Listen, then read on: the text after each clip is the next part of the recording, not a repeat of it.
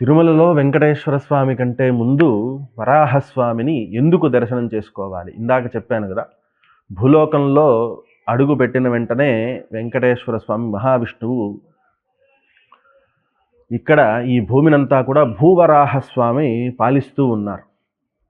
భూవరాహస్వామి ఎవరు అంటే, కృతయుగంలో ఒకానొక రాక్షసుడు భూదేవిని అపహరించి మహాసముద్ర గర్భంలో దాచివేస్తాడు.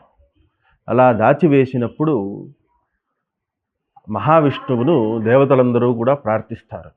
భూదేవి లేకపోతే మనకు భూమి నుంచి రావలసినటువంటి యజ్ఞాలు యాగాలు చేసి రావలసినటువంటి హవిస్సులు ఇవన్నీ కూడా మనకు దక్కడం లేదు మహావిష్ణువు గారు. ఆ పరిస్థితి మనకు కలగాలంటే మళ్ళీ భూదేవిని తీసుకుని వచ్చి మనం యథాస్థానంలో మనం పెట్టాలి. అలా మీరు మాత్రమే చేయగలరు అని దేవతలను ప్రార్థిస్తే, అప్పుడు మహావిష్ణువు సమయం వచ్చినప్పుడు నేను తప్పకుండా ఆమెను తీసుకుని వస్తాను అని చెప్పి దేవతలకు వరమిస్తారు. కొంతకాలానికి ఆ సమయం రానే వస్తుంది.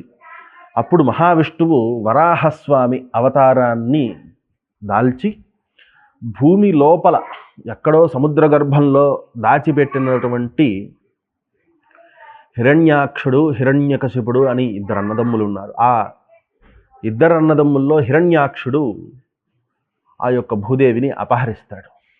ఆ ఎక్కడో సముద్ర గర్భంలో దాచిపెట్టినటువంటి ఆ భూదేవిని రక్షించడం కోసం వరాహస్వామి అవతారాన్ని దాల్చి తాను తన కొమ్ములతో దంతపు కొమ్ములతో సముద్ర గర్భంలో ఉన్నటువంటి భూమిని తొలచి ఆ భూదేవిని బయటికి తీసుకుని వచ్చి ఆ హిరణ్యాక్షుడు అనేటటువంటి రాక్షసుని సంహారం చేసి మన కలియుగ వైకుంఠమైనటువంటి తిరుమలలో ఆయన అప్పటికే స్థానాన్ని సంపాదించుకొని ఉంటారు.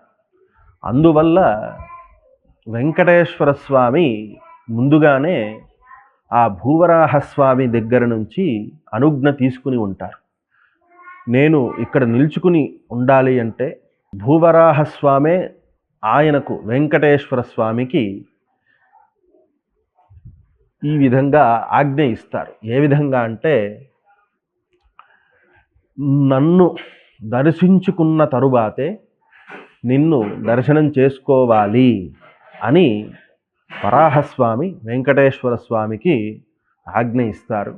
ఆ ఆజ్ఞను వెంకటేశ్వర స్వామి కూడా తన భక్తులకు చాలామందికి ప్రత్యక్షంగా కూడా చెప్పి ఉన్నారు. అలాగే ఇప్పటి వరకు కూడా ఆ విషయం అలాగే కొనసాగుతూ ఉన్నది.